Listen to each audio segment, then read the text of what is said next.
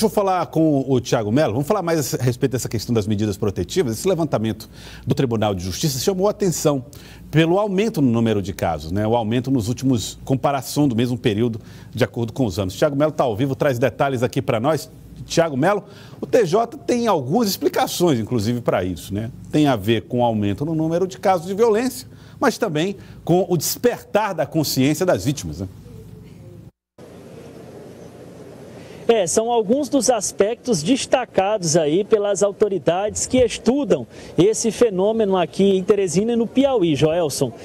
O Tribunal de Justiça constatou que o número de mulheres contempladas com medidas protetivas aqui no estado, não sei nem se o termo seria contemplada, mas que tiveram acesso a medidas protetivas cresceu, comparando o primeiro semestre de 2021 com o mesmo período do ano de 2020. 2.060 medidas protetivas foram expedidas este ano, enquanto no ano passado o número era 1.576 nos primeiros 6 meses do ano de 2020. E em relação às cidades, esse crescimento, Joelson, do número total, representa algo em torno de 30,7%. Em relação às cidades, Teresina é a cidade que mais tem medida protetiva expedida pela Justiça, no total de 801 medidas a cada 10 mil habitantes. Depois vem Esperantina.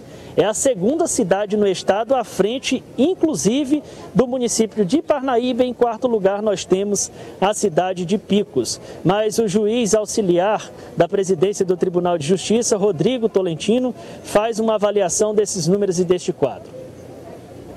Esse aumento do número de medidas, ele pode ocorrer por diversos fatores, né? Que não exclusivamente o aumento em si, que eu acredito que deve ter ocorrido também, do número de casos, né, envolvendo agressões físicas, psicológicas, contra mulheres, né, no âmbito da violência doméstica. Mas também nós podemos atribuir esse aumento a outros fatores, como, por exemplo, uma maior conscientização das mulheres da necessidade, né, e da importância de notificar esses casos às autoridades competentes para que seja dado andamento às medidas e sejam requisitadas as medidas protetivas.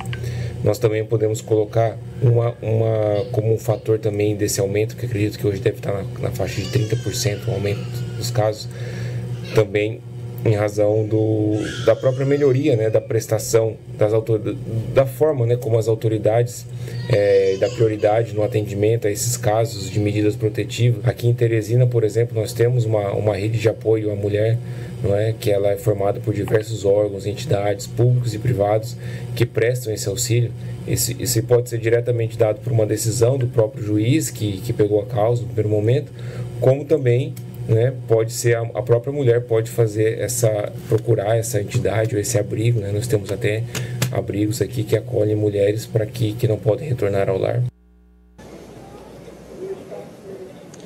Esses dados, apesar de preocupantes, Wilson, se configuram numa ferramenta importante para a padronização no atendimento, né, para se prestar um atendimento mais eficiente às mulheres que necessitam desse tipo de atendimento e, inclusive, para elaborar estratégias de combate à violência contra a mulher, que, infelizmente, ainda é tão presente aqui no nosso estado.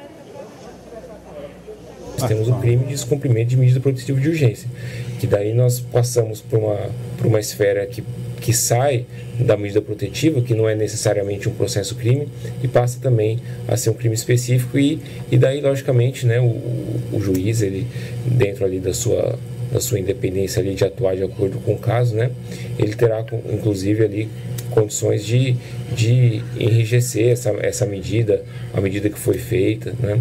Em alguns casos o agressor ele pode até ser preso e permanecer preso com uma prisão preventiva, dependendo da gravidade dos fatos. As medidas vão ser majoradas para que a tentativa de evitar novas reincidências, né, novas recidivas de agressões nesse sentido.